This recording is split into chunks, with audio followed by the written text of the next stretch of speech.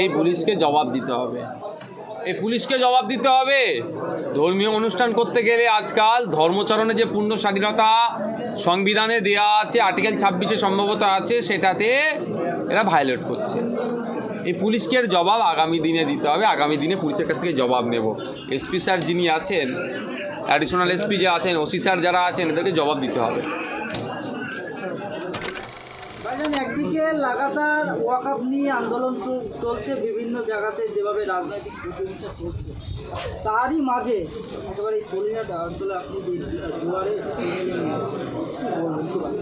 দেখুন, আমি নির্বাচিত হওয়ার পরে চেষ্টা করেছিলাম প্রতি মাসে ভাঙড়ে আসব, বিভিন্ন জায়গায় যাব, কিন্তু আমি সেই সময় দিয়ে উঠতে পারিনি। আমি দুঃখিত, বারবার ভাঙড়ের মানুষের কাছে ক্ষমা চেয়ে নিই। কারণ সেটাও আমি ঘরে চুপচাপ বসে থেকে বা সময় নষ্ট করিনি। আপনারা জানেন, রাজ্যের বিভিন্ন জায়গায় অন্যায়, অনাচার, অত্যাচার হলে ছুটে বেড়াই, এবং বিভিন্ন ইস্যুতে, সে আরজি কর কাণ্ড থেকে শুরু করে, আমাদের তিলোত্তমা থেকে শুরু করে, 100 দিনের কাজের ওবিসি সার্টিফিকেট থেকে শুরু করে, এখন যেটা রিসেন্ট চলছে, যেটা আপনার বাঙালিদের উপর যেভাবে অত্যাচার হচ্ছে ভিন্ন রাজ্যে, এবং ওয়াকফ সংশোধনী আইন 2025 বাতিলের দাবিতে ছুটে বেড়াচ্ছি, আন্দোলন করে যাচ্ছি, সভা করে বেড়াচ্ছি। তাই সেই সময় হয়তো প্রতি মাসে একবার করে দেওয়ার সময় ছিল, সেটা দিয়ে উঠতে পারিনি। তারপরেও আমি চেষ্টা করি মানুষের দুয়ারে পৌঁছানোর জন্য, কারণ ভোটের সময় মানুষ খুব ভোট চাই। ভোট নিতে গেলে 4.5 বছর তাদের দেখা নাই, সেই তথ্যে আমি বিশ্বাসী নয়। আমি মানুষকে দুয়ারে এসে মানুষের কাছে অভাব অভিযোগ যেগুলো শুনি, আমি নোট ডাউন করি, সেগুলো সমাধানের চেষ্টা করি, আর তৎক্ষণিক যেটা সমাধান করা যায় সেগুলো সমাধান করে দিই। আজকেই তার একটা অংশ হিসাবে আমরা যে স্লোগান এমএলএ ফর পিপল, এই স্লোগানে আমরা এগিয়ে যাচ্ছি। মানুষের দুয়ারে এসে তাদের অভাব অভিযোগ, বিশেষ করে মহিলারা যারা সব জায়গায় যেতে পারে না, তাদের এলাকায় যখন আসে তারা তাদের সমস্যাগুলো বলে, সমাধান করার চেষ্টা করি। গতকাল থেকে সোশ্যাল মিডিয়ায় রীতিমতো একটা ভিডিও ভাইরাল হয়েছে, একজন মুসলিম ব্যবসাদায়ীকে একটা হিন্দু সম্প্রদায়ের যুবক তাকে মারধর করছে এবং তাকে জোর করে বলছে জয় শ্রীরাম। গণতান্ত্রিক দেশে এটা কি রাজনৈতিক কালচার? এটা বিজেপি তার অপদার্থতা, বিজেপি তার ব্যর্থতা ঢাকার জন্য এই ধরনের কিছু উগ্র মানুষকে অক্সিজেন দিচ্ছে বকলমে। বলুন, যেটা হচ্ছে, তো আমাদের দেশ গণতান্ত্রিক দেশ, ডেমোক্রেসি আছে, আইন বিচার ব্যবস্থা আছে, তারপরে এই ধরনের করার সাহস কোথা থেকে পাচ্ছে? তাদের বিরুদ্ধে ব্যবস্থা কি গ্রহণ করছে? সমস্যা তো ভিন্ন রাজ্যে ছেড়ে দিন, আমাদের রাজ্যে শুভেন্দু অধিকারী, সুকান্ত মজুমদাররা যে হিংসাত্মক কথা বলছে, এদেরকে তো জেলে রাখা দরকার। এক সাংবাদিক যে বাজে কথা বলছিল, সেকুলারিজমের উপরে প্রশ্ন তুলে দিয়েছিল, সংবিধানের উপরে প্রশ্ন তুলে দিয়েছে, তাদেরকে তো জেলে রাখা দরকার। তা না করে ফলে এগুলো বাড়ছে। আমি আপনাদের বলে রাখি, আমি হুঁশিয়ার নয়, আমি জানিয়ে দিতে চাইছি মমতা ব্যানার্জি মহাশয়ের সরকারকে। উত্তরপ্রদেশে অখিলেশ যাদবের সরকার ছিল, যদি আপনি ইতিহাসটা দেখেন, সেই সময়ও এই ধরনের কিছু উগ্রবাদী মানসিকতার মানুষ, উগ্র মানুষ এই ধর্মের ধ্বজাদার ধরে নিরীহ দলিত মুসলমানদের উপরে আক্রমণ চালাতো। সেই সময় দেখবেন উত্তরপ্রদেশ সরকার সেইভাবে কঠোর হস্তে দমন করেনি। হয়তো উত্তরপ্রদেশ সরকার ভেবেছিল মুসলিমরা ভয় পেয়ে যাবে, সব অখিলেশকে ভোট দিয়ে দেবে, অখিলেশবাবু আবার ক্ষমতায় আসবে। তার আমার মনে হচ্ছে রিপ্লাই যেন এখানে দেখতে পাচ্ছি আমরা এখানে অনর্গল মুসলিম বিদ্বেষী, মাদ্রাসা বিদ্বেষী, সম্প্রীতি বিনষ্ট হবে, হিন্দু মুসলমানের মধ্যে লড়াই লেগে যাবে, এই ধরনের কথা বলছে।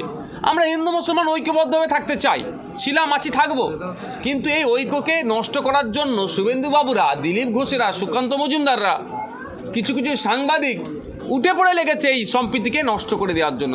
আমার পাশে হিন্দু ভাই কেন থাকবে? যে ওই জন্য অনেকের গাত্র দেওয়া হচ্ছে, জ্বালা লাগছে। তা এদের বিরুদ্ধে ব্যবস্থা গ্রহণ করছে না। কদিন আগে দেখছিলাম, যদি হই না হতো 1 তারিখে আমাদের হাওড়া জেলার হাওড়া শহরের একজন উগ্র মানসিকতার মানুষ, ধর্মের ধ্বজাধারী দুজন মুসলিম মানুষকে ধরে পুরুষোত্তম রাম ঠাকুরের নামে স্লোগান দিতে বলছিল, তাহলে জোর জবরদস্তি নালে পরে আক্রমণ করলো। তো এটা অ্যারেস্ট হয়নি কেন? অনেক পরে অ্যারেস্ট হয়েছে। এটা যখন আগেই তো অ্যারেস্ট করে নেওয়া দরকার ছিল। যখন এটা নিয়ে হইচই হয়েছে, এবার পাল্টা প্রতিরোধ হবে, এই ধরনের যখন খবর তাদের কাছে যাচ্ছে, তখন তার তড়িঘড়ি অ্যারেস্ট করেছে। আজকে মনে হয় কোর্টে প্রডিউস হবে। তো ব্যাপারটা হচ্ছে, আপনারা জানেন বনগাঁতে আকাইপুর স্টেশনের কাছে জাতীয় আমাদের শত্রু দেশের জাতীয় পতাকা এখানে রেখে হিংসা ছড়ানোর চেষ্টা করেছিল, শত্রু দেশের নামে জয়ধ্বনি আমাদের দেশের নামে মুর্দাবাদ লেখার পরিকল্পনা করেছিল, তাকে ধরার 12 ঘন্টার মধ্যে জামিন হয়ে গেল। সরকারি আইনজীবী উপস্থিত ছিল না। এটা কি সরকার জানে না? যদি মনে করে সরকার উত্তরপ্রদেশের মতো না ভেবে আমাদের জানে না, এখানে ভয় দেখাবে, মুসলমানরা ভয় পেয়ে যাবে, তৃণমূলের কোলে উঠে বসে যাবে, তাহলে উত্তরপ্রদেশের ইতিহাসটা একবার দেখে নিতে বলবেন। যে অখিলেশ যাদবের সময়ও ঠিক এই ধরনের হিংসা চড়াচ্ছিল, ওই সরকার চুপচাপ বসেছিল, কিন্তু তাকে গদি থেকে মানুষই নামিয়ে দিয়েছে। এটা মাথায় যেন রাখে।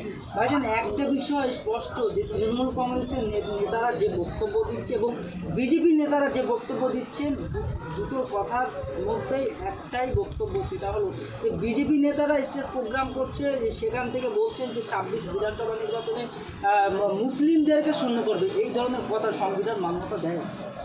দেখুন, অনেক কথা বলছে সংবিধান বহির্ভূত কথা, তাদের বিরুদ্ধে ব্যবস্থা গ্রহণ করছে কোথায়? যখন বলেছিল যে আগামী দিনে ক্ষমতায় আসলে তৃণমূলের মুসলিম বিধায়কগুলোকে চাংতুলা করে রাস্তায় ফেলে দেবো বিধানসভা থেকে, এর মধ্যে তো এফআইআর হওয়া দরকার। এফআইআর হয়েছে, অভিযোগ দায়ের করা দরকার হয়েছে। তৃণমূলের মুসলিম বিধায়কগুলো কী করছেন? তার সাহস আছে একটা এফআইআর করার? কেন করছে না? এরা তলে তলে মিশে আছে, এই ধরনের অনেক অবাঞ্ছিত মন্তব্য করছে, অনেক সংবিধান বহির্ভূত মন্তব্য করছে। কিন্তু দুর্ভাগ্য, আমাদের রাজ্যের পুলিশ মন্ত্রী, আমাদের রাজ্যের প্রশাসন এদের বিরুদ্ধে ব্যবস্থা গ্রহণ করছে না। আমরা যখন ব্যবস্থা গ্রহণের জন্য এই শুভেন্দুবাবুর বিরুদ্ধে বা ওই কাজের বিরুদ্ধে যখন বিভিন্ন জায়গায় আমরা অভিযোগ দায়ের করছি, অভিযোগ দায়ের হলেও এফআইআর নম্বর দিচ্ছে না। মানে বুঝতে পারছেন, কোন একটা জায়গায় সেটিং আছে। ভোট আসতে না আসতেই আবার ক্যানিং পূর্বের বিধায়ক শওকত মোল্লা হুঁশিয়ারি দিচ্ছেন যে 26-এর আগে আইএসএফ নেতাকর্মীদেরকে ঘরবন্দি করবে। তারা কি পরিকল্পনা করবে? রাষ্ট্রীয় মদত করার চেষ্টা করছে, কিভাবে ঘরবন্দি করবে? ওর গুন্ডামস্তান দেওয়ার পাচ্ছে আমাদের আটকাতে, গুন্ডামস্তান ফেল হয়ে গেছে, এখন পুলিশকে দিয়ে আমাদেরকে আটকানোর চেষ্টা করছে। তা পুলিশকে কিভাবে জব্দ করা যায়? যে পুলিশগুলো আইন বহির্ভূত কাজ করছে তাদেরকে কিভাবে জব্দ করা যায়, সেই জন্য কোর্টের দ্বারস্থ আমরা হব। যে শওকত মোল্লার কথা শুনে আরাবুল ইসলাম বা আরাবুল ইসলামের ছেলে বলেছিল ভাঙড়ে নওশাদ সিদ্দিক সাহেবকে ঢুকতে দেবো না, আর সেই আরাবুল ইসলামের ছেলে আজকে আপনাকে দেখে বিশাল খুশি হলো, কি বলবেন? যে হাসছিল না, আমি দেখিনি তাকে। তাহলে কি এই যে ভাঙড়ে একটা না, ওসব আমি বলতে পারবো না। ও হাসবে কি কাঁদবে উনি আমি ভাবি না। ওসব নিয়ে ভাবছেন কেন? ওরা পচে গেছে, ওদের কেন কথা ধরছেন? আপনারা কি ভুল বুঝতে পেরেছে যে শওকত মোল্লার কথা? ও এখন ভুল বুঝে কী হবে? মৃত্যুর সময় পাগুলো গঙ্গার দিকে করে দিলে কিছু লাভ হবে? মরার সময় মুখটা কাবার দিকে করে, কাবা শিল্পের দিকে করে দিলে কিছু লাভ হবে? সারা জীবন মানুষকে জ্বালালে আর শেষ সময় এসে গঙ্গার দিকে পা করছো আর কাবা শিল্পের দিকে মুখ করছো, তুমি ছাড় পেয়ে যাবে নাকি? 26-এর ভোটের জন্য সংগঠনের চরম আকারে প্রস্তুতি আছে।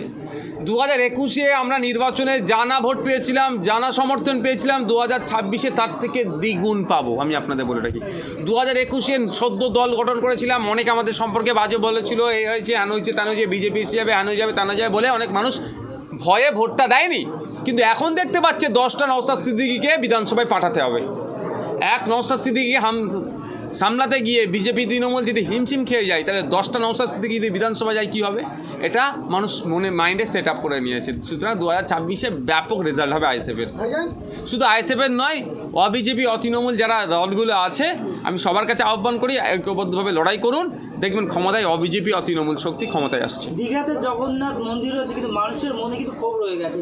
মমতা বন্দ্যোপাধ্যায় হিন্দুদের জন্য জগন্নাথ মন্দির করলে, তার সাথে সাথে তো মুসলিম সম্প্রদায়ের যারা মানুষ রয়েছে তাদের জন্য একটা মসজিদের ব্যবস্থা করছে। এই নিয়ে প্রশ্ন করছে সাধারণ। এটা একটা ইমাম সাহেবদেরকে বলুন, আর কিছু মলি সাহেবদেরকে জিজ্ঞাসা করুন, আমাকে বলছেন কেন?